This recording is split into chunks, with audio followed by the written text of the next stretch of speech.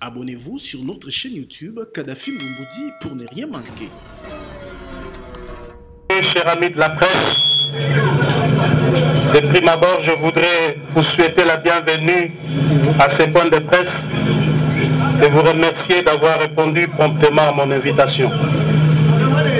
Chers chevaliers des micros et de la plume, après un si long moment de silence et de méditation, à la suite d'une série de turbulences émaillées d'actes de sabotage, d'humiliation, d'ingratitude et même de calomnie subis en début de cette année, j'ai décidé ce jour de vous convier en vue d'annoncer à l'opinion tant nationale qu'internationale que j'ai initié une formation politique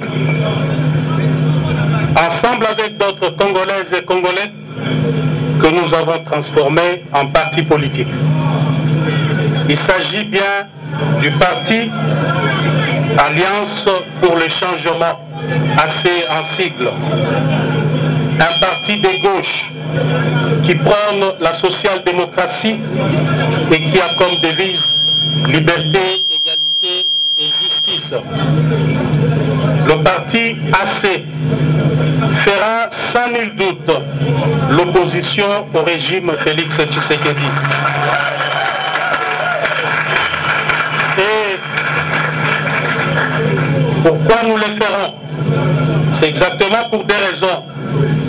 Premièrement, d'une part, nous avons constaté l'absence d'une vision claire et d'un leadership convaincant dans le chef du président Félix Tshisekedi, et d'autre part, l'incompétence notoire et la mégestion institutionnalisée caractérisée par l'insouciance, l'irresponsabilité, la jouissance et la prédation au sommet de l'État.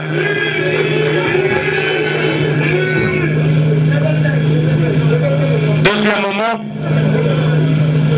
le parti AC se veut une proposition d'une nouvelle offre politique que nous considérons comme alternative crédible à l'échec du régime Tshisekedi. Mesdames et messieurs, s'agissant de l'absence d'une vision claire et d'un leadership convaincant dans le chef du président Félix Tshisekedi, il est important de rappeler qu'en tant qu'acteurs, nous avons cru, comme beaucoup d'entre vous, que le parti de la gauche congolaise, fondé au prix de tant d'efforts et d'abnégation, sous la conduite du redoutable Étienne Tshisekedi Wamulumba, de rose mémoire, et dont nous sommes incontestablement l'héritier idéologique, tiendrait son rôle d'opérer le changement profond en vue de bâtir un État pour sortir le peuple congolais de l'extrême pauvreté.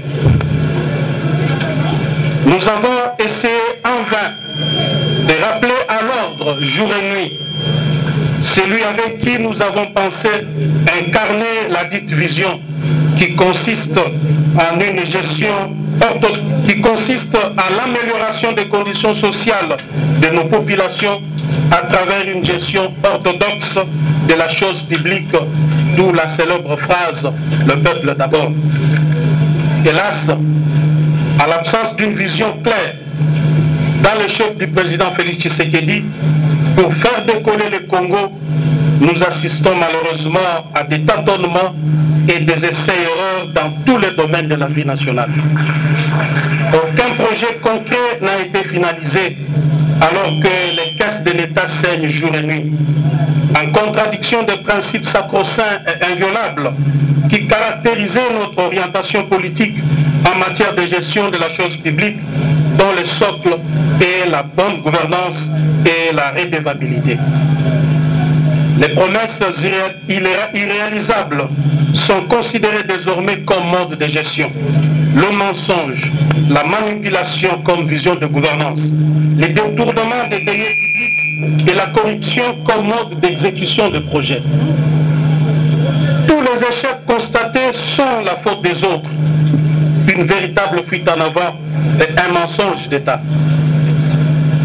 Le Parlement de la République, temple de la démocratie, est désacralisé et devient le lieu à travers lequel le peuple assiste, contre sa volonté, à des scènes de règlement des comptes, des traitements des sujets sans pertinence aucune et celle des théâtres de clowns politiques. Près de 4 ans plus tard, le système Tshisekedi est incapable de mobiliser les recettes à la dimension du Grand Congo et à l'immensité de ses ressources et richesses. En revanche, force est de constater que l'appareil de l'État se détériore et est devenu de plus en plus un club d'amis où les apprentis sorciers de pouvoir exercent leur premier stage au sommet de l'État. Le peuple congolais fait au quotidien face à la montée vertigineuse des prix des denrées de première nécessité qui ont atteint leur instabilité sans précédent, alors que le gouvernement publie des statistiques de fois erronées et manipulées, vantées jour et nuit, ne reflétant aucune réalité des terrains. Quoi de plus enrichissant que de constater que le peuple qui constitue le fondement de la démocratie sociale a été volé par l'État sous la coordination des services de la première institution de la République à travers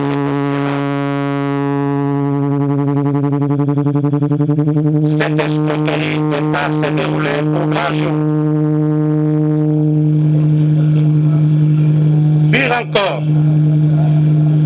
Pire encore, le fonctionnaire, l'enseignant, le militaire et le policier qui devaient bénéficier tout simplement de l'amélioration réelle de leur salaire minimum garanti restent toujours bernés par des suppléments propagandistes, paradoxalement à leur panier de la ménagère, et sans repère ni soubassement dans le calcul de la base salariale. Il va sans dire que le gouvernement a abandonné sa mission principale. Le peuple est désormais face aux dirigeants irresponsables. L'absence de mesures rationnelles d'encadrement de la gratuité de l'enseignement, fondamentale bien entendu, la qualité de l'éducation nationale, alors que l'accès aux soins de santé primaires de la population devient un cauchemar sous le régime des jouisseurs. Mesdames et messieurs, nous avons à son temps demandé la réduction du train de vie des animateurs des institutions. Cette réduction cadre avec la vision socialiste qui devrait guider toute action politique d'un régime dirigé par, entre guillemets, un tshisekédiste. Mais hélas, on a vu par contre la mise en place d'un système corrompu de kamikazes en enrichissement illicite, pillage et détournement des deniers publics. L'absence du leadership politique responsable au sommet de l'État a exposé le pays à une diplomatie de complexe et de complaisance sans anticipation aucune.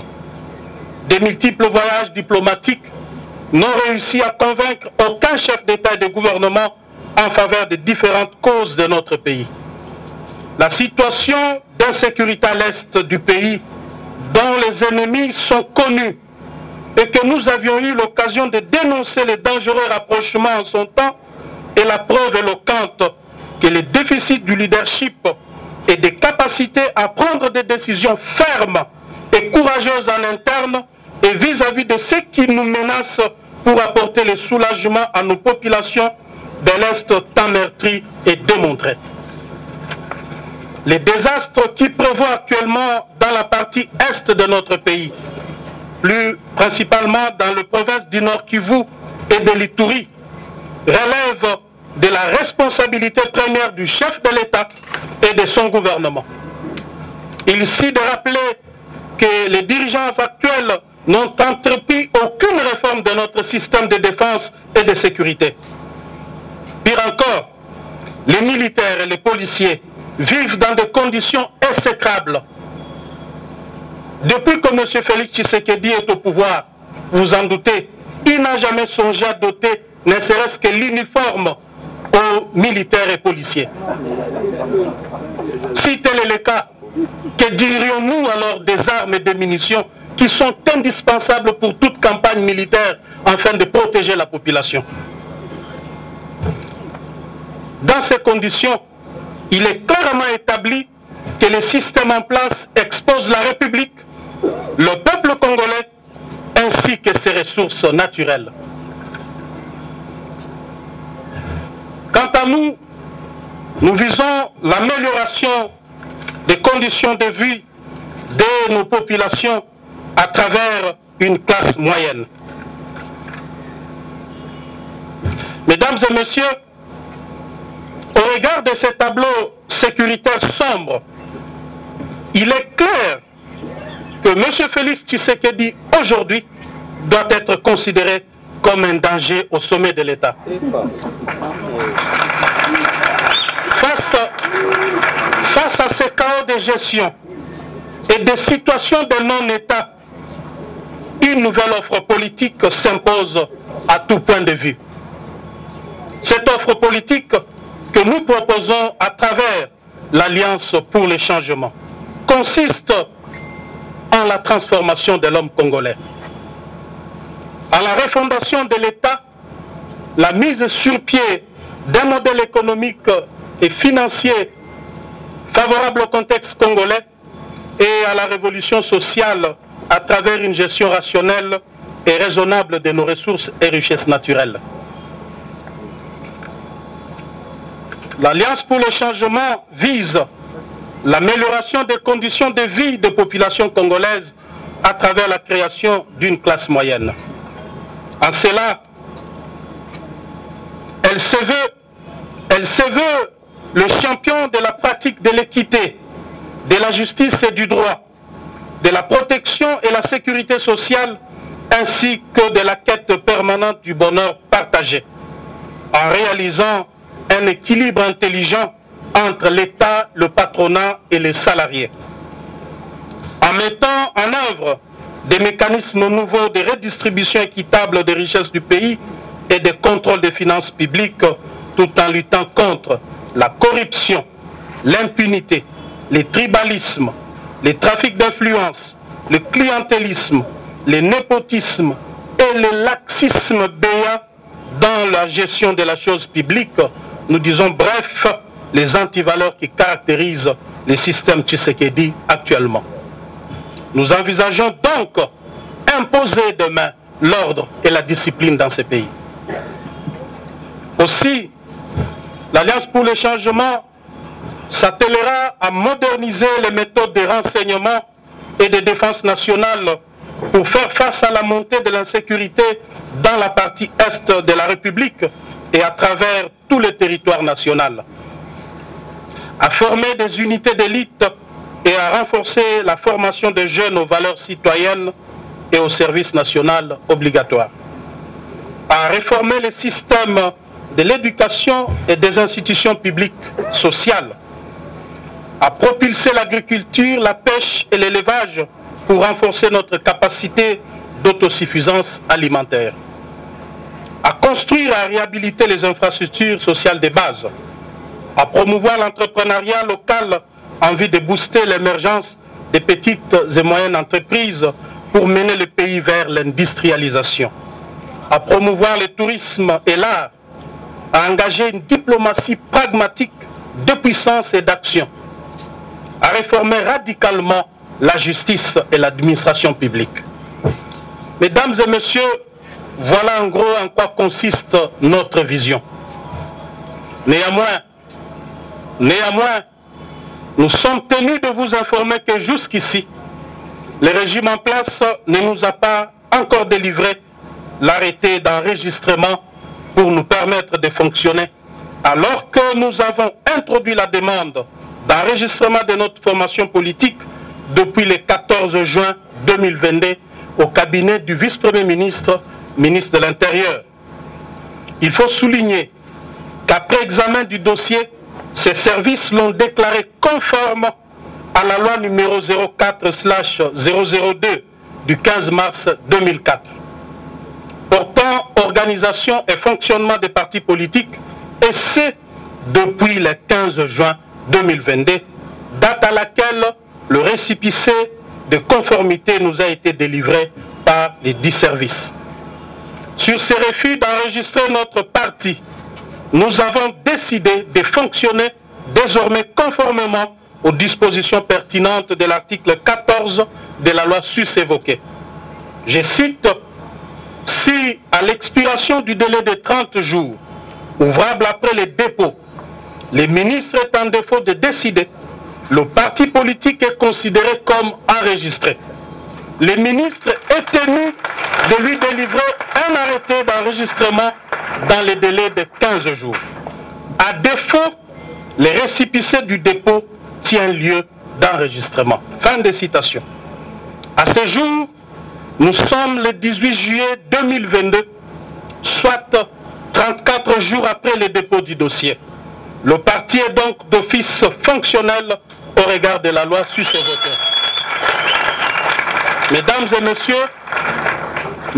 messieurs de la presse, l'organisation des élections périodiques, démocratiques, libres et transparentes est un gage d'une véritable démocratie car elle respire avec des élections périodiques. En ma qualité de sociodémocrate, combattant de la liberté pour l'instauration d'un État véritablement démocratique, je suis déçu de vous annoncer à travers ce point de presse que le régime Tshisekedi a décidé de mettre en péril la périodicité, la sincérité et la transparence des élections en préparant les glissements ainsi qu'en orchestrant une fraude massive aux prochaines échéances électorales. Le plan consiste en la création de plusieurs partis politiques mallettes dans l'entourage du président Félix Tshisekedi par les membres de sa famille et de ses amis, avec espoir de se voir distribuer des sièges à l'Assemblée nationale et dans des assemblées provinciales. Ces plans funestes, dont se vantent avec fierté et assurance d'ores et déjà les précités, visent à s'attribuer par des mécanismes frauduleux, vous vous en doutez, 300 sièges à la Chambre basse et laisser 200 pour les autres formations politiques. J'avais eu le courage en son temps de m'en prendre vertement à certains dans l'entourage du président Félix Tshisekedi pour dénoncer ces plans qui ne cadrent ni avec la vision ni avec l'idéal pour lequel nous nous étions bâtis près de 4 décennies. J'avais également discuté plusieurs fois avec le président Félix Tshisekedi quant à ces plans, tout en lui rappelant l'épisode noir du carton jaune du 19 décembre 2016. Marche organisée par feu le docteur Etienne Tshisekedi afin d'exiger la tenue des élections dans les délais constitutionnels où Félix Tshisekedi et moi-même étions dans la rue. Ces jours-là, nous avions assisté à un carnage où plusieurs jeunes avaient péri la vie et le soir du même jour, le siège de l'UDPS avait été plastiqué et 7 personnes y périrent calcinées. Cet épisode sombre de notre histoire commune traduisait non seulement notre engagement à l'instauration d'un État véritablement démocratique, fondé sur les valeurs qui sous-tendent toute société moderne, mais aussi le caractère cosmogonique de notre combat au regard des nombres de victimes enregistrées dans nos rangs, que nous considérons à juste titre comme des martyrs de la démocratie.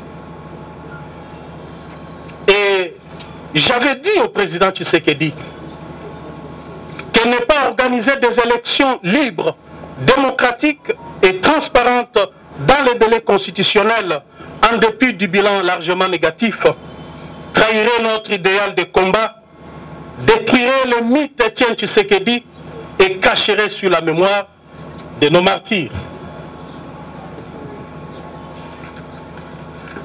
Eu égard à tout ce qui précède, mes chers amis, vous allez constater avec moi que les divergences de vues et persistantes étaient de taille entre moi et le président Félix Tshisekedi.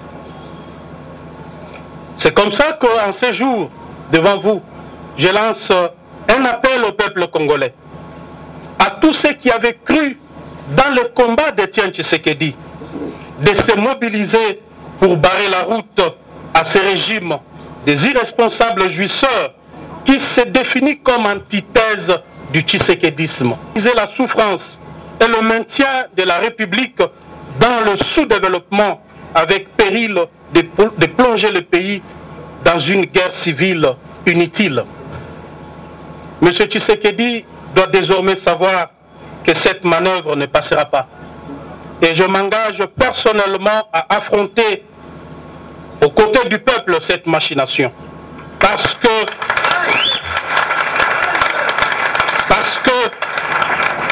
je considère le combat que je dois devoir mener désormais comme un tournant très important dans ma vie politique.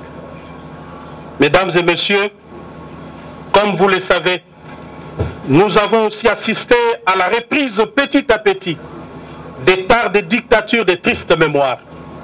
Le pays est en train de subir un recul démocratique honteux de restrictions des libertés d'expression.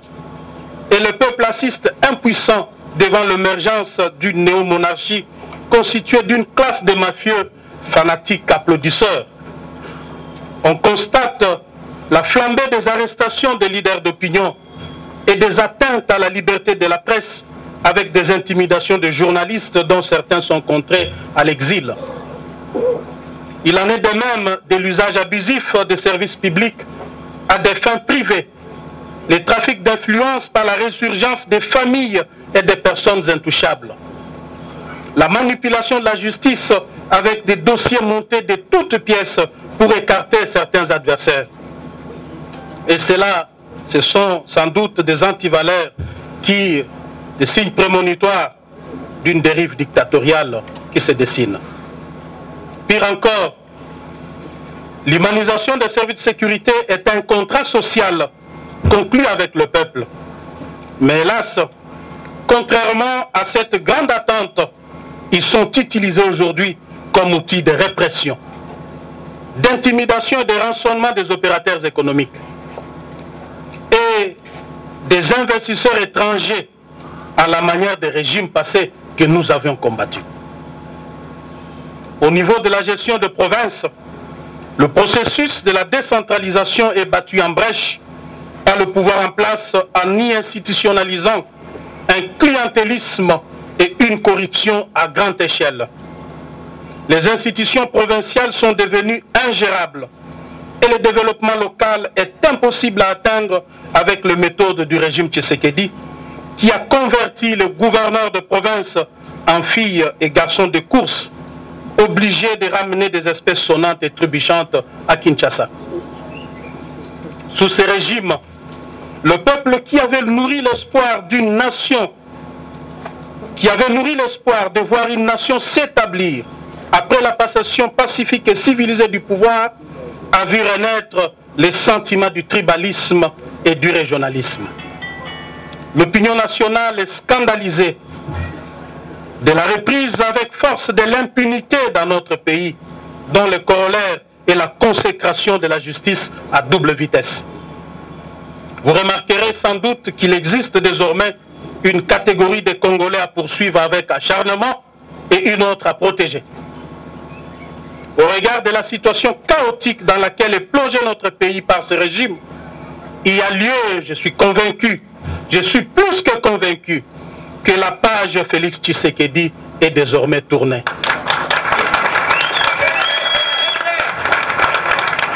Quant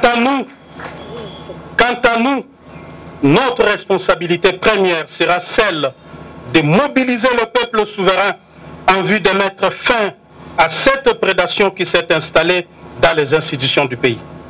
Il est temps de sauver le bateau Congo avant qu'il ne chavire complètement avec son commandant de bord qui les fait naviguer sans boussole ni repère.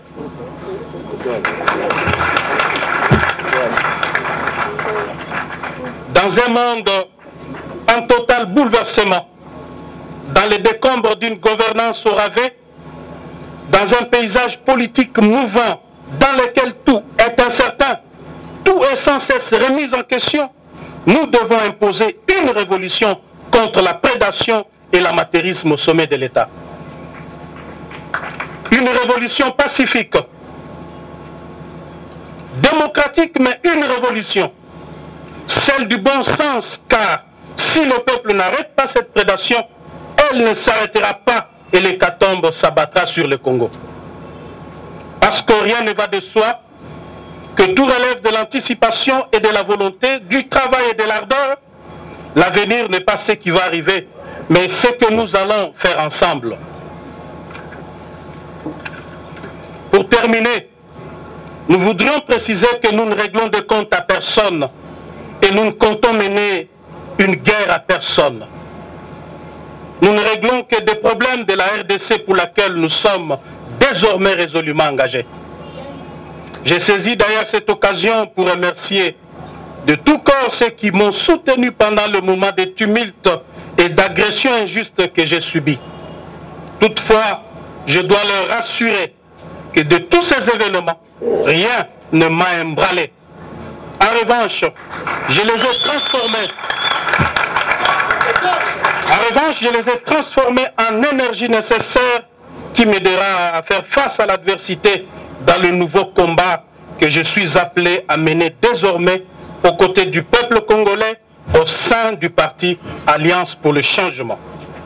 Il faut un nouveau leadership à tout prix pour la RDC. Ainsi, je pardonne à tous ceux qui m'ont fait tant de mal. En même temps, je demande pardon à tous ceux qui se sont sentis offensés par mes actes et mes décisions politiques.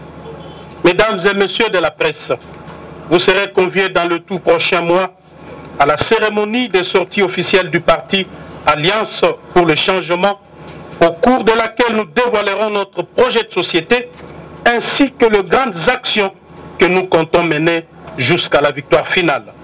À présent, je me mets à votre disposition pour répondre à toute préoccupation liée à l'objet de notre point de presse de ce jour. Je vous remercie. Les dossiers élections. Quand j'ai appris tout simplement qu'un plan s'est tissé autour du président Félix pour gagner 2 ans de glissement, remettre tout le monde dans la gestion, les affaiblir, puis organiser des élections où la tricherie était en train de se préparer, parce que beaucoup se vantaient déjà d'avoir la CENI et la Cour constitutionnelle. J'ai dénoncé cela. Je lui ai dit que ceci ne cadre pas avec notre vision. J'aimerais bien, parce que j'étais même chantre de la conservation du pouvoir par l'UDPS jusqu'au retour de Jésus-Christ. C'est moi qui le disais. Mais je ne le dis pas par des mécanismes frauduleux. Il n'y a qu'un seul mécanisme pour conserver le pouvoir, c'est rencontrer les besoins du peuple. Accomplir la partie de son contrat. Je lui ai dit, Monsieur le Président, je suis actuellement chef du parti. Tout ce que moi je vous demande, donnez-moi le bilan. Aux prochaines élections, je vous donne une majorité. Mais s'il n'y a pas de bilan, il ne faut rien espérer. Je ne ferai pas de la magie. Je le lui ai dit. C'était en privé. Malheureusement, je ne pouvais pas sortir, convoquer la presse pour dire voilà, je viens de dire au président Tshisekedi ceci ou cela. Madame, je crois que je sors de cette histoire avec une conscience tranquille pour avoir joué complètement mon rôle d'un véritable Tshisekediste. Et le fait même que j'avais décidé de démissionner, de quitter le pouvoir, est un signe clair que je n'étais pas d'accord avec la gestion du pays par Félix Tshisekedi et par ricochet. Je ne peux pas regretter de quoi que ce soit parce que je n'ai aucune responsabilité à porter là-dessus. D'abord, un parti qui est créé sur base d'une vision claire d'un ancien opposant qui a été au pouvoir, qui redevient opposant avec toutes les expériences possibles de l'opposition et de la gestion. Alors, en tant que parti politique, notre objectif serait de conquérir le pouvoir pour concrétiser notre vision. Je vous ai dit ici que notre vision, je l'ai même résumée. Elle consiste en quoi? La réformation de l'homme congolais, la refondation de l'État. Nous considérons l'État comme la superstructure sans laquelle aucune société moderne ne peut être battue. Sinon, vous allez vivre dans une jungle comme on est en train de le vivre. Nous avons parlé aussi de la mise sur pied de modèles économiques et financiers adaptés au contexte congolais. Et enfin, nous parlons de la révolution du social des Congolais. Vous allez voir que le social du Congolais, que beaucoup de politiciens, des candidats présidents vont vous brandir demain dans leur campagne pour dire voilà, nous allons construire des routes, nous allons construire des hôpitaux, nous l'avons relégué à la fin. Parce que nous estimons, dans l'Alliance pour le changement, que la priorité des priorités, le vrai problème dans ces pays, c'est d'abord l'homme congolais, mais ensuite l'absence de l'État comme superstructure sur laquelle doit être bâtie toute vision, tout projet de société. Sans un État, rien ne peut être fait. Donc l'État que moi je suis en train de viser ici, c'est le Léviathan. L'État, c'est la force qui écrase tout. L'État, on ne l'affronte pas. L'État, on ne le défie pas. L'État n'a peur de personne. C'est la force. L'État couvre tout le monde. Les chefs de l'État, sa famille biologique, ses amis sont tenus par l'État. Il n'y a personne qui peut se substituer à la place de l'État ou être au-dessus de l'État. C'est ça notre vision. Nous estimons que demain, nous allons imposer cela. Et l'État, parce que vous le savez bien, c'est une fiction juridique. Il n'existe pas matériellement, à la différence de la nation qui est un groupe d'individus qui se reconnaît à travers une histoire, une culture et autres. Mais l'État, lui, il est invisible parce que c'est une fiction. Mais il existe matériellement à travers des instruments de puissance. Et ces instruments de puissance, nous les avons classés en 6. C'est l'armée, la police, les services de sécurité, la justice, l'administration et les relations étrangères. Voilà ce que nous pensons, madame. Avec cette vision, avec ces projets, nous ne comptons pas accompagner quelqu'un.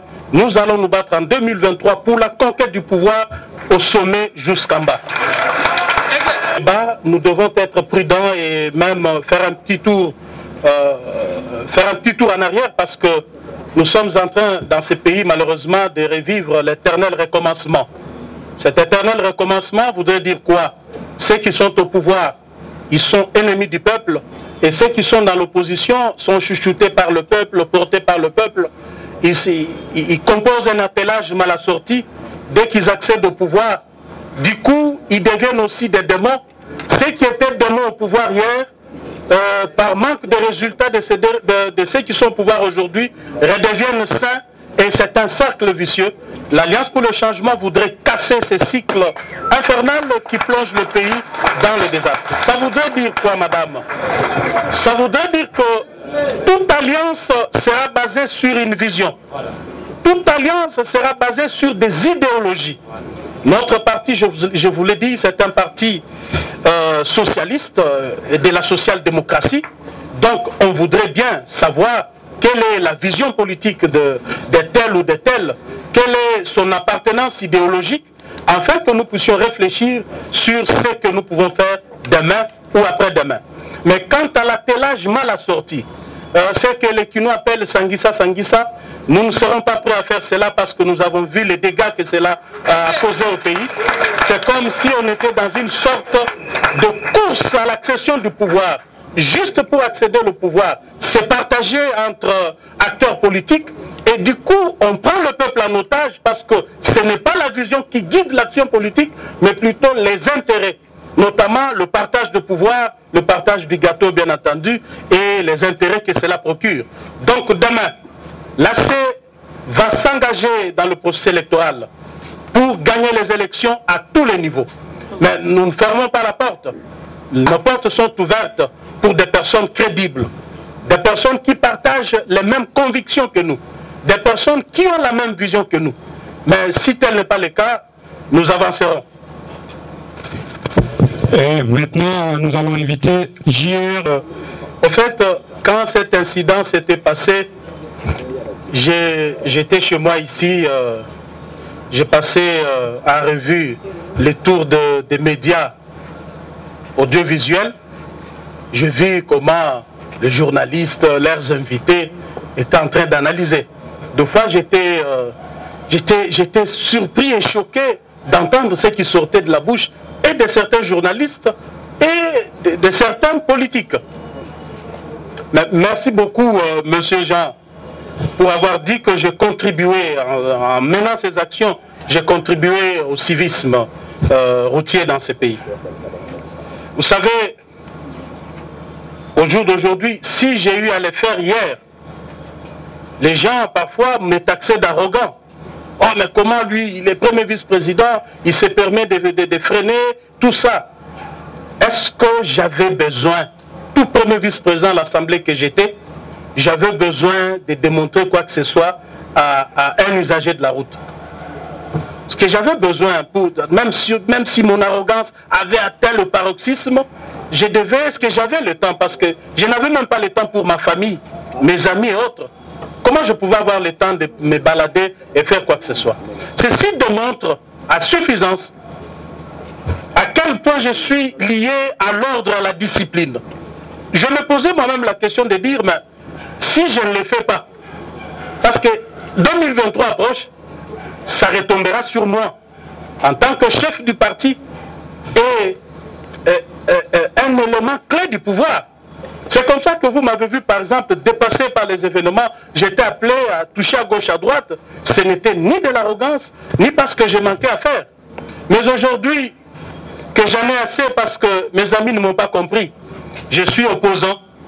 Je ne vois pas de solution à donner à cela, monsieur. Nous allons tous constater, malheureusement, avec le peuple, que le pouvoir en place est incapable d'imposer l'ordre et la discipline dans ces pays. Tout ce que je peux faire, c'est de demander au peuple de se mobiliser, afin de chasser Félix Tshisekedi en 2023. Parce que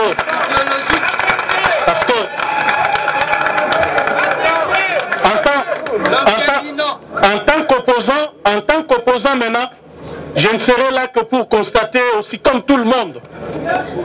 Je ne me permettrai jamais de descendre même pour faire une petite remontrance à un chauffeur, n'est-ce pas? Donc, d'ailleurs, je vais exploiter cela pour bien écraser ces régimes des incompétents qui parfois vous ne faites pas attention.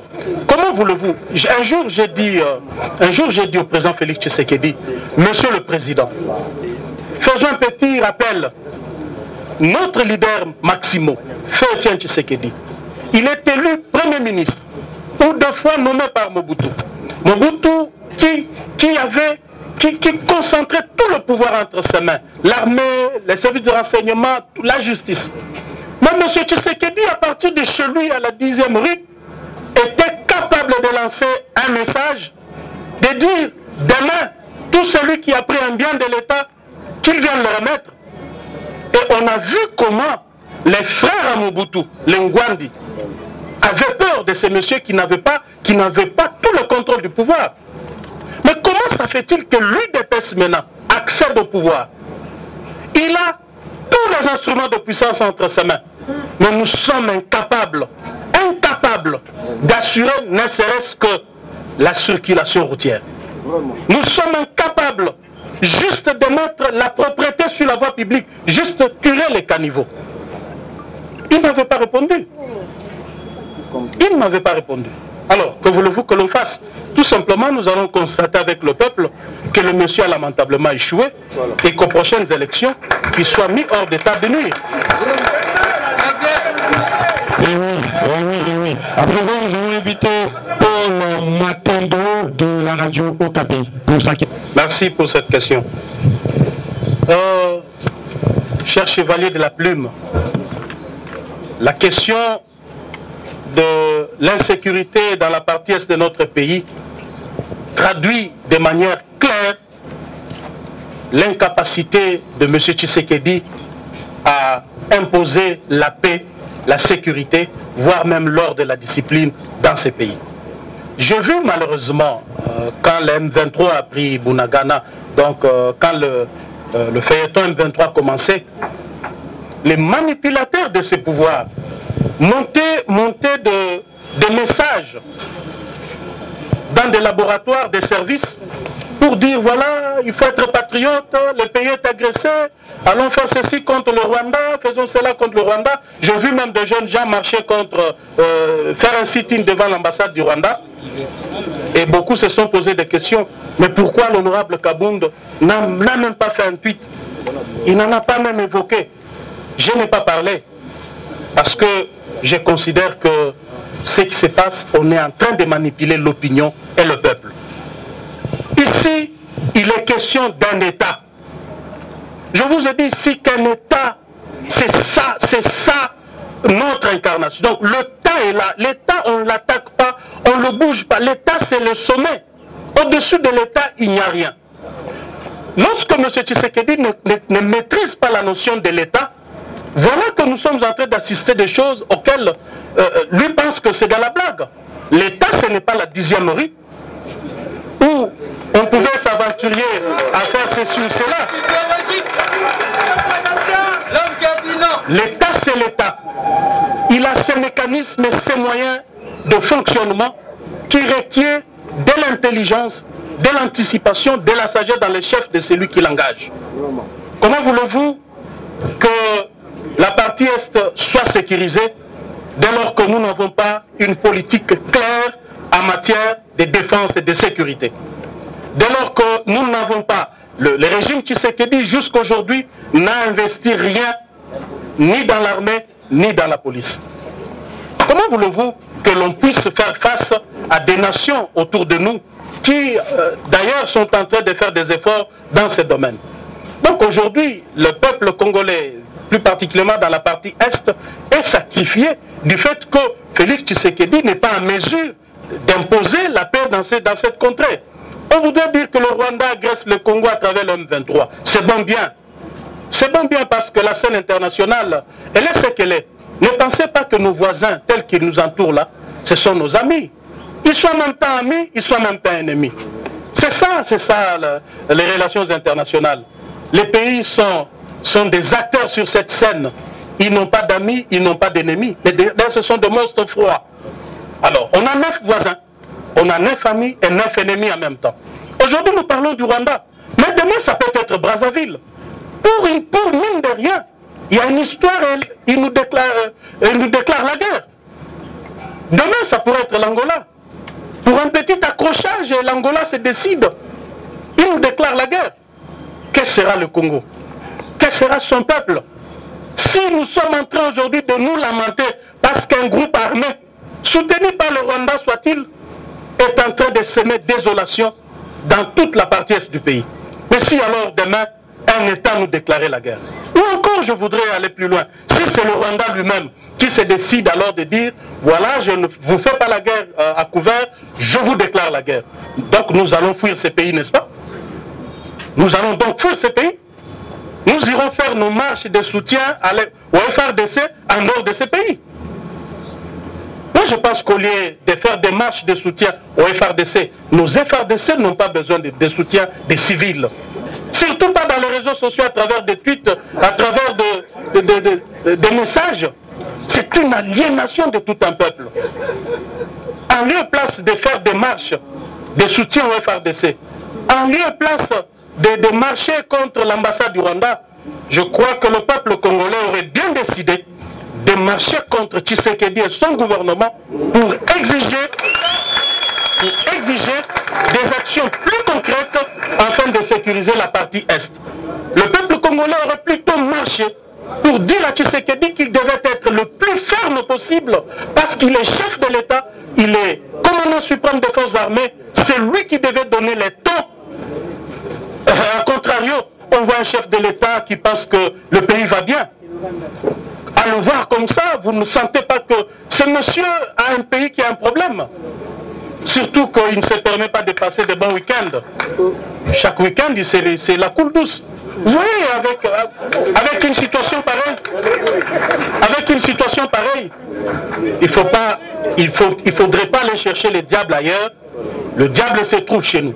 Je dois vous dire que ce pays, en fait, vit la théorie de l'éléphant dans la pièce.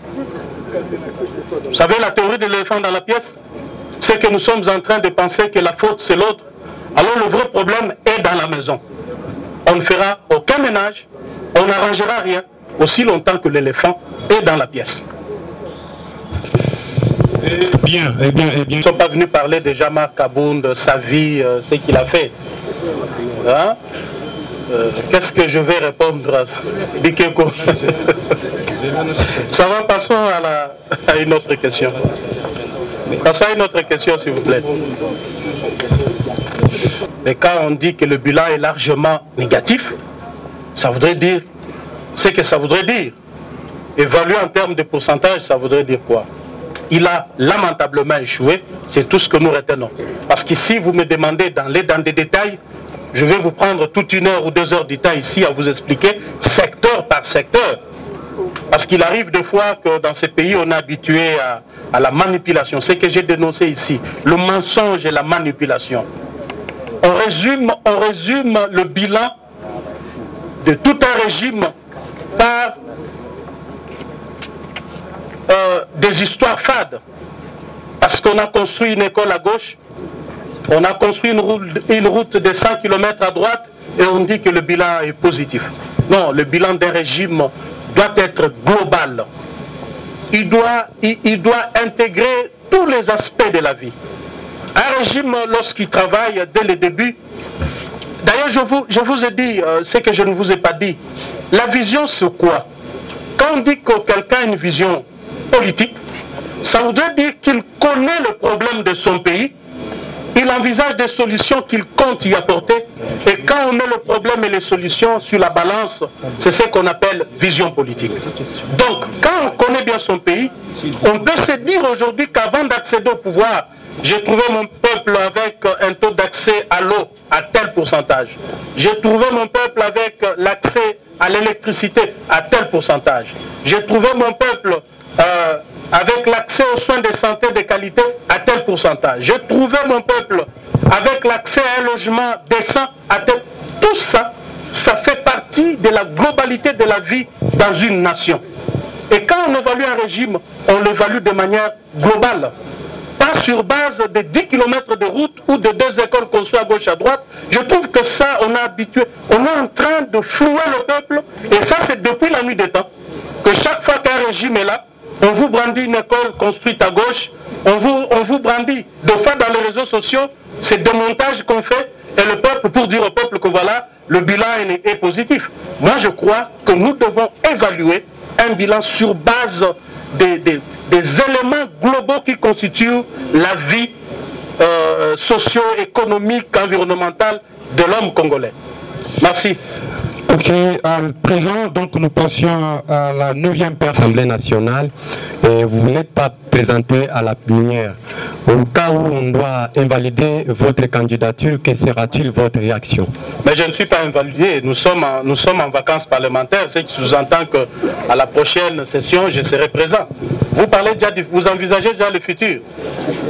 Hein? Non, mais écoutez, je suis député national, je me présenterai à la prochaine session parlementaire.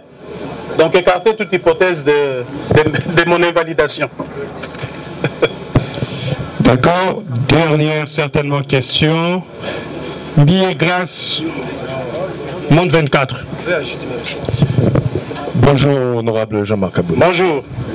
Honorable, j'aimerais bien poser les questions. Ok. Alors, quelle est votre réaction par rapport au point de presse que vient de donner l'honorable Jean-Marc Aboun? Vous allez donner vos impressions, puis s'en suivra une autre question. Ok. Bon, avec tout ce que le président Jean-Marc venait de dire, nous avons l'impression que le pouvoir en place n'a rien fait pour le peuple congolais. C'est alors qu'on s'est décidé de créer un parti, l'Alliance pour le changement, pour promouvoir aux besoins du peuple congolais. En tout cas, ma réaction ne peut qu'être bonne, et suivez tout ce qu'il a dit. Vous allez constater que c'est un monsieur qui s'est bâti pour ce pouvoir, pour ce régime, et à la fin il était remercié à monnaie d'échange, d'où il devrait à tout prix faire quelque chose, parce que en lui c'est le tshisekédisme. Il devrait au moins faire quelque chose pour ça. En tout cas, là je peux que vous dire ça. Alors, ne pensez-vous pas que Aboun partage le même bilan que Tshisekedi, même s'il est né? Non, non. je ne peux pas dire qu'il partage le même bilan que Tshisekedi, parce que quand l'UDPS... Non, non, vous pouvez être la personne clé, mais quand vous amenez votre soutien, quand vous amenez votre apport, ce n'est pas considéré. Donc on ne peut pas dire qu'il fait partie de ces bilans négatifs, parce qu'il ne faisait que dire, il ne faisait que dénoncer. Vous vous souvenez même à l'Assemblée nationale, dernièrement il a dénoncé, il a dit que nous devons faire augmenter les salaires de fonctionnaires et des soldats, diminuer les trains de vie, mais c'était pas considéré. Il a beaucoup parlé, il a beaucoup insisté comme un bras droit du chef de l'État, mais le chef de l'État ne pouvait pas écouter. Donc quand vous n'écoutez pas votre collaborateur, on ne peut pas dire qu'il était votre collaborateur proche. Vous comprenez au moins. Merci. Disons, quel est l'avenir politique? Je commence d'abord par me présenter. Je suis maître Tchédi Kalamba et Victor, cadre de l'Alliance pour le changement et communicateur. En fait, après un silence de 6 mois, le président Jean-Marc Kabound s'est décidé de briser ce silence au travers le point de presse d'aujourd'hui, où il a d'abord étalé la manière dont la chose publique est gérée par ces régimes de prédation, de la manière où le peuple est abandonné à son triste sort, de la manière où on ne sent pas l'autorité de l'État, de la manière où l'État est pris en ghetto par les jouisseurs du jour d'aujourd'hui qui sont au pouvoir. Alors, constatant cette façon de faire les choses, il ne pouvait pas cautionner, il ne pouvait pas rester là-bas sans toutefois dénoncer comme il vient de le faire au jour d'aujourd'hui. Et donc, désormais, la page IDPS est tournée. Maintenant, c'est l'Alliance pour le changement. Donc, sur qui repose la confiance du peuple congolais et avec Jean-Marc Kabound qui incarne d'abord l'idéologie politique d'Etienne Tshisekedi Wamulumba. Nous devons faire aussi la différence. Il y a une différence entre l'héritier biologique et l'héritier idéologico-politique. Et donc c'est au jour d'aujourd'hui Jean-Marc Kabound qui incarne d'ailleurs les changements pour ce grand pays. Merci. Je vous remercie. Abonnez-vous sur notre chaîne YouTube Kadhafi Moumoudi pour ne rien manquer.